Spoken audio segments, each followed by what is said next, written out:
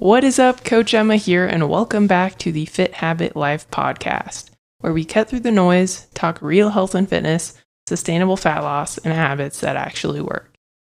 And today on the podcast, we'll be talking about a popular topic called the reverse diet. What is it? Why was it created? What is the purpose? When do you need to implement it? And how does it work? And what is it actually doing to your body while you're going through it? So anyway, before I jump in, I just wanted to thank you for listening. If you've gotten a lot out of my podcast, if you could share it or rate the show, that would just helps me get in front of more people. It helps me help more people, and that's the purpose of this show. Anyway, so what is a reverse diet? So a reverse diet is slowly increasing your calories over time. And I really mean slowly. And so more specifically, it's like probably adding 50 to 100 calories every 1 to 2 to maybe 3 weeks, and slowly allowing your body to adapt to that new caloric intake. And so some people might be like, what? Why would I ever do that? Or what is the purpose of this? Or how does it work? And so we'll start with one. Why would you ever do this? So this is super beneficial for people who've been chronically dieting for a long time. And actually, if you look at the history of reverse dieting, that was created by Layne Norton. And Layne Norton is one of the goats in the nutrition space. He can sometimes rub people the wrong way, but he means well, and he's done a lot of great things for the space. And one of them is popularizing the reverse diet. And because he worked with a lot of bodybuilders and bikini competitors, and those of you who know the bodybuilding sport understand that, and those that don't, now you do, you understand that basically you're putting your body into a very severe diet in order to get really shredded. And for context, I don't think it's healthy. It's very impressive when people do things like that. Like you have to be really consistent, compliant. It's impressive that they're not just, it's basically a whole lifestyle. Like they're not just reducing calories. They're hitting their training. They're training multiple times a day. They're getting cardio in. They're getting their steps in. They're sleeping like it's their job. But oftentimes, bodybuilding competitors don't make money off of it unless they're sponsored by famous brands and stuff. So the fact that people who do bodybuilding, they also have another job on top of doing all of the shit that they do, it's super impressive. And honestly, kudos to anybody who's ever competed in one. But it's not healthy. So usually calories get real low for a lot of people, and that can cause metabolic adaptation. And metabolic adaptation is your body is trying to adapt to that new caloric intake. And so what that looks like is eating 1,200 calories a day, your body downregulates other processes. Maybe it makes you move less. Maybe it makes you twitch less. Maybe it gives you less energy and less ability to output energy in your workouts, so that you only burn 1,200 calories a day. Oftentimes for women, what this looks like is maybe you're losing your menstrual cycle, because that's a lot of effort for the body to do. This has happened to me countless times, currently happening to me now. So I am not a bodybuilder, and my calories weren't that low. Just stress in general impacts my hormones. My hormones are very sensitive to stress. So anyway, so that's pretty common. And so essentially, bodybuilders, they get down to really low calories. And so that's why Layne Norton came up with this. And essentially, reverse diet is such a slow increase in calories that it allows your body to adapt and mitigate excessive fat gain.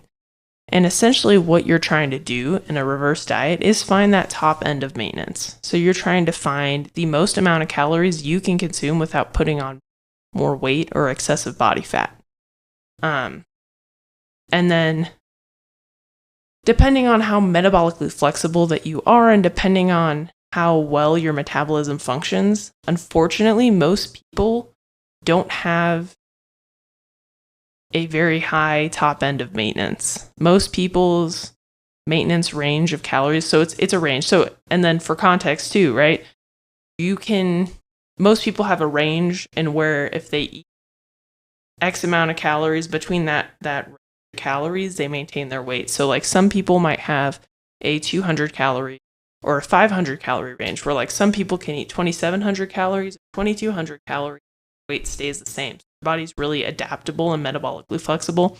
And then there's some people where it's only about 100 or 50 calories. And so if they push outside of that range, they'll start to put on body fat and weight. And so the main purpose of the reverse diet is try to find your top end of maintenance and get you back there slowly to mitigate excessive fat gain, because when you're in a chronic dieting state, your body wants to put on body fat because it feels like you're in a stressed situation. And so it wants to help prevent instances like this in the future, because it's not healthy to be really lean. Your body needs body fat in order to have extra energy just in case to survive. So that's the purpose. Most people aren't bodybuilders, so why would you want to do a reverse diet? Well, most people that come to me, or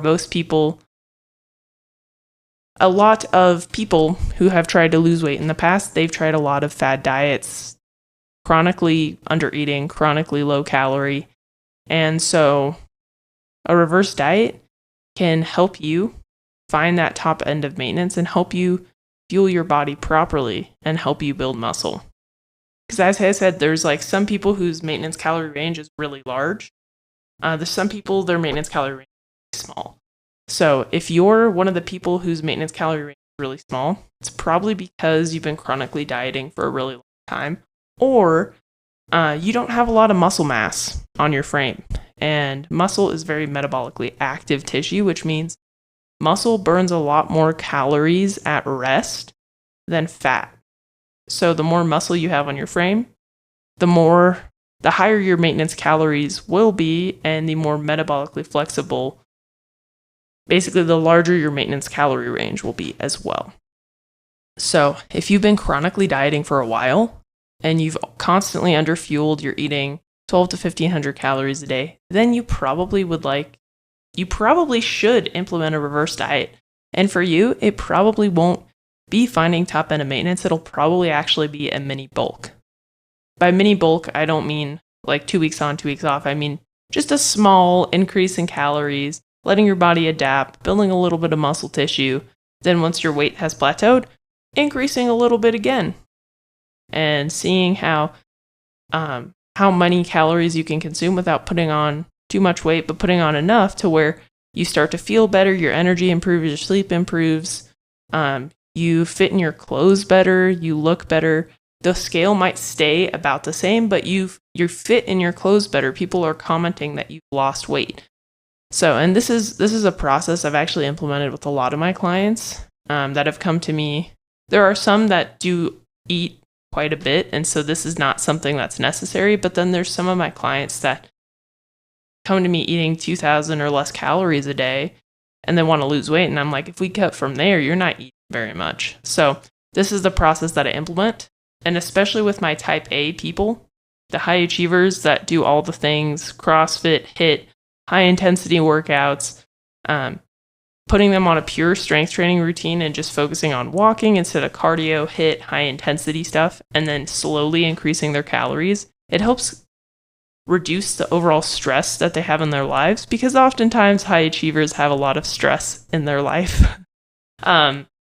Business owners just tend to overcommit. I do this as well. That's why I'm not talking from a place of judgment. I'm saying this is something that I do. So I relate heavily. And so giving your body enough fuel to perform giving your body enough fuel to build muscle, and giving your body enough fuel so it doesn't feel like it's in a constant stressed out state. That's going to help tremendously with this process. So anyway, this is what I do with a lot of my clients. But before you can actually implement a reverse diet, you need to make sure you're tracking your food accurately. Because I've had some clients in the past where they're like, yeah, I'm tracking all my food. And then I ask, so what did you eat today? And they tell me all the thing. And then he's like, yeah, and I had 2 candy bars too. And I'm like, oh, why isn't that in your food log? He's like, oh, I'm supposed to put that and track that in my app. And I'm like, yeah, candy bars have calories. So if you're not tracking everything that goes into your mouth, if you're not using a food scale, that's another common misconception. So when you get started tracking, usually I don't have my clients do this because already tracking your food can be overwhelming. But if you are tracking your food and you're like, I think I need to do a reverse diet. First, are you tracking your food on a food scale? Are you weighing your food before you're eating it? And I get a lot of pushback on this from clients, but honestly, it takes the same amount of time as just putting your food on a plate, except you put the plate on a scale. So you put scale, plate, food. Same thing. And you weigh it out.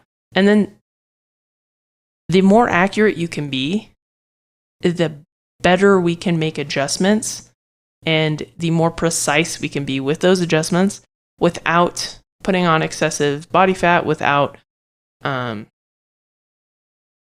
just making sure you're getting the best results, making sure you're actually building muscle instead of over consuming on calories, which can, as I said, add excessive body fat. So that's why. So basically, make sure you're tracking everything that's going into your mouth.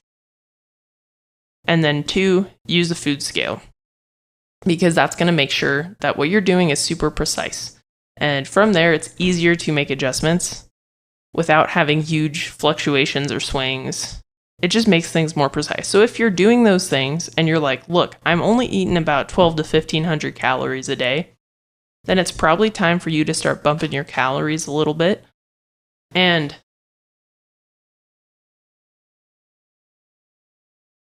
basically, it is a bulk. For the most part, it's a bulk. But don't get scared, because bulking doesn't mean you're going to get bulky. Bulking just means you're eating in a slight surplus.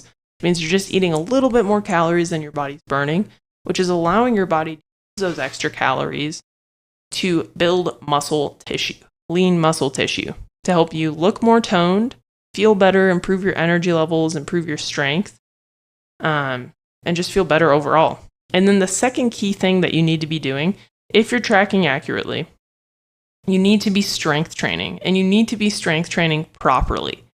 Because sure, you can go to the gym and lift weights, but if your program isn't very good, if you can't see if you're progressing week over week, if you're not increasing weight week over week, then it's hard to measure if you're building muscle or body fat. Because in order to build muscle, you need to stress the body enough so that it wants to elicit an adaptation, so that it wants to change. And for it to want to build muscle, you need to put your body under stress. But not too much stress, just enough stress by constantly getting stronger in the gym, lifting weights, and progressing week over week. So if you need a proper strength training routine, let me know. And I can send you my free guide that has one in there. But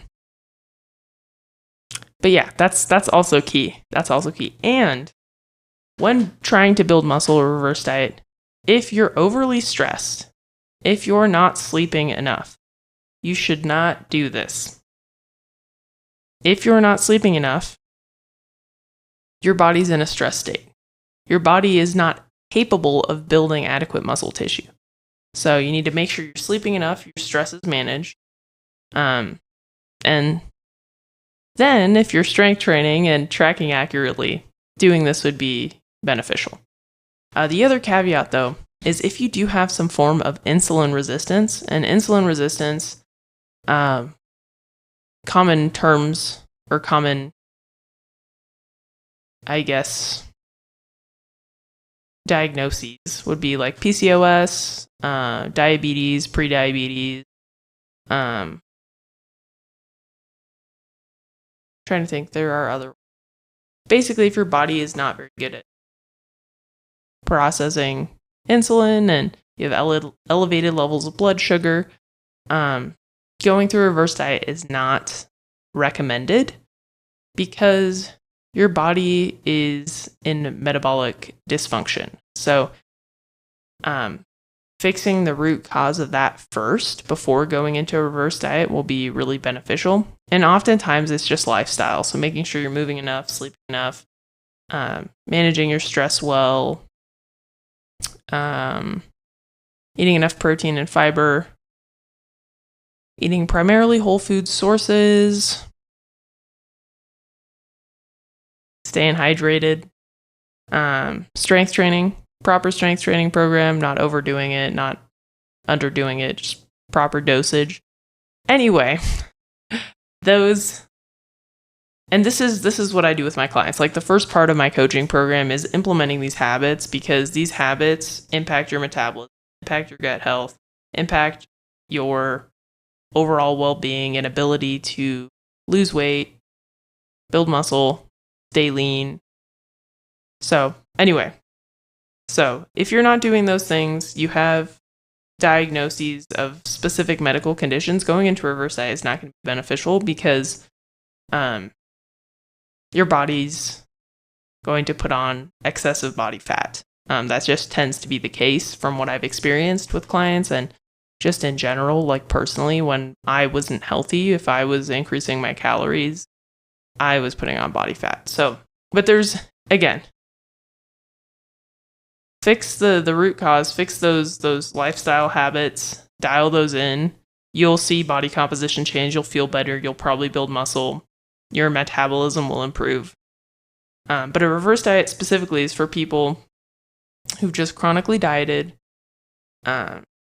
They're tracking accurately, properly strength training, have sleep and stress managed well, and they're ready to break through their weight loss plateaus and actually fuel their body and start to feel better, improve their sleep, energy levels. So again, it depends on the client. But for a lot of my clients, given the type of people that come to me, this tends to be what we implement.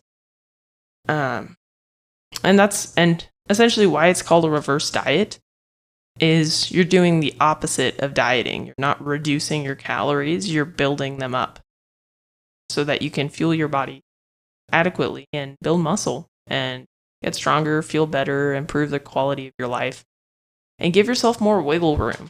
That's the other fun thing. When you build up your calories to a higher maintenance range, that gives you more wiggle room to go out to eat, to enjoy indulgences here and there without putting on a couple pounds every weekend, right? So right now, personally on my strength training days, I'm eating about 2,800 calories a day, and I'm not gaining weight. And it's because I've fixed my gut, got to a healthy body fat percentage, have a lot of muscle tissue. I don't know, see, but I didn't sleep well, so I haven't even eaten a lot of carbs today, so I don't have a pump, but I'm fairly strong. I've been lifting weights for a while, for 12 plus years, since I was 14 or 15, and I'm 27. So anyway, so I have years of putting on muscle, which is why my metabolism functions really well, which is why I have a large maintenance range, which is why I'm able to eat 2,800 calories and not put on weight. So for context, I've been an elite athlete, so I'm not saying that everybody can get to this point. But if you start to put on muscle, you'll be able to eat a lot more calories than you're eating now and maintain your weight. And so for me, I can go out on the weekends and eat a meal out and the scale will stay the same because of this metabolic flexibility that I've built for myself. So anyway, and it's just a lot more fun to eat more food and to be able to eat more food, not have to worry about everything that you put in your mouth. Like, you go to church, somebody baked a bunch of cookies and you want one, but you're like, oh shoot, I can only eat 1,200 calories a day, and a cookie might be like 100 calories. That's a quarter of your calories done for the day for one cookie. So you're probably going to be like, you know what, I don't want to eat that. But you do want to eat it, and then you feel restricted and bummed out because you miss out on an awesome home-baked cookie. Or you eat the cookie and then you gain a bunch of weight the next day. Or that's not necessarily how it happens, but I know people talk about like, oh, I put on 5 pounds this weekend because during the week they heavily restrict their food and then they overindulge on the weekends. But anyway, point being, you can eat the cookie. But the cool thing is if your metabolism is in a better place, then not only can you eat the cookie, but you can probably have a couple cookies and then have your normal meals and not worry. So that's the benefit of doing this. And anyway, if you're not sure if you should be doing a reverse diet, I offer a free discovery call. And actually I have a metabolic breakthrough session. So if you want to book a 30-minute call, I won't pitch you on coaching, just provide you with value. But if you are interested in coaching, we can talk about that. But anyway, I can let you know if right now is a good time for you to do a reverse diet, to go into a slight surplus of calories to build muscle. So check the link below. If you fill out that metabolic quiz, it'll prompt you to book a metabolic breakthrough session, and that's that 30-minute call that we can do together. But yeah, that's the reverse diet. And if you guys have any questions or there was anything that wasn't clear too, you can also hit me up on Instagram. I'd be happy to answer any of the questions that you have. And yeah, I think that's it for this episode. So anyway, thank you for listening. I hope you guys have a great rest of your day. And if this resonated with you, please share it, like it, subscribe, or heck, even share it to a friend that you know is probably in a situation where this might benefit them. This might shift their perspective on eating more food. But yeah, so anyway, I hope y'all have a great day, and I'll catch you on the next one. Peace.